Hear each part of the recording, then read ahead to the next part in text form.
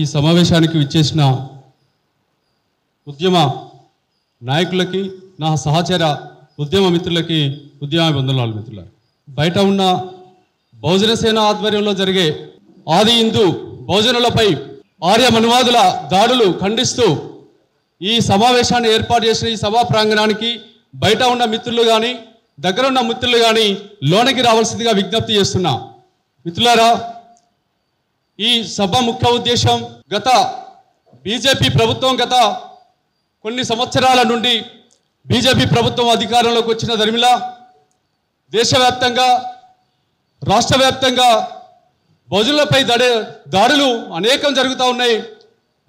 మహిళలపై కూడా అత్యాచారాలు, హత్యలు, దోపిడీలు చాలా పెరిగిపోయినాయి.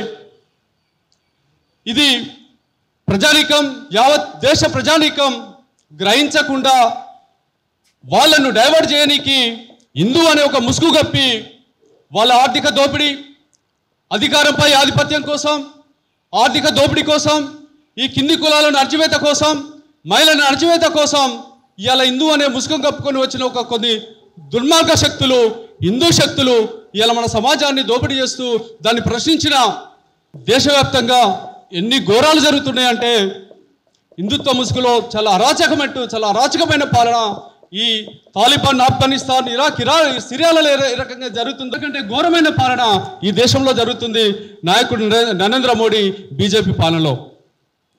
వాళ్ళు చేస్తున్న దోపిడీని, వాళ్ళు చేస్తున్న బహుజన సమాజ వ్యతిరేక విధానాలను వ్యతిరేకించినందుకు బెదిరింపులు చేస్తూ ఉన్నారు, అనేకమైన కేసులు పెడతా ఉన్నారు, వాళ్ళ చిల్లర మూకతోటి దాడులు చేపిస్తూ ఉన్నారు.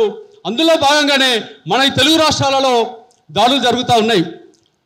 కత్తి మహేష్ కాంచి బోలుకొని కత్తి మహేష్ను చనిపోవటం కూడా ఒక కారణమైతే, ఆ తర్వాత బైరి నరేష్, పసుని రవీందర్ అన్న, తర్వాత నిన్న మొన్న డాక్టర్ బహుజన మేధావి హైకోర్టు అడ్వకేట్, బహుజన వ్యవస్థాపక అధ్యక్షులు డాక్టర్ కదిరకృష్ణ గారి మీద కూడా దాడులు ఇవాళ చేయటం, మానసిక దాడులు, ఆయనను పరువు మీద, ఆయన వ్యక్తిత్వం మీద కించపరిచే విధంగా ఒక ఎందుకు పనికిరాని ఒక చిల్లర మూకతోటి ఈ హిందుత్వ మూకలు దాడులు చేపిస్తున్న క్రమం మనం చూస్తూ ఉన్నాం. ఇదే కొనసాగితే ఇంకా మన భవిష్యత్ తరాలు కూడా చాలా దీన పరిస్థితికి, చాలా హీన పరిస్థితికి గురి కావాల్సిన పరిస్థితి గురయ్యే అవకాశం ఉన్నది. ఇంకా బానిస వ్యవస్థ, ఇంకా కట్టు బానిస వ్యవస్థలోకి మన సమాజం నెట్టివేయబడే అవకాశాలు కూడా ఉన్నాయి. ఇవన్నీ కూడా మన సమాజానికి తెలియపరచాల్సిన అవసరం బహుజన మేధావులు, మన సంఘ లీడర్లు, మన నాయకులు, మన మంచి కోరే నాయకులు వాళ్ళు ప్రజలకు చెప్పాల్సిన అవసరం ఉన్నది. ఈ కుట్రలను ఛేదించాల్సిన అవసరం ఉన్నది. అందుకనే ఈ రౌండ్ టేబుల్ సమావేశం ఏర్పాటు చేయడం జరిగింది మిత్రులారా.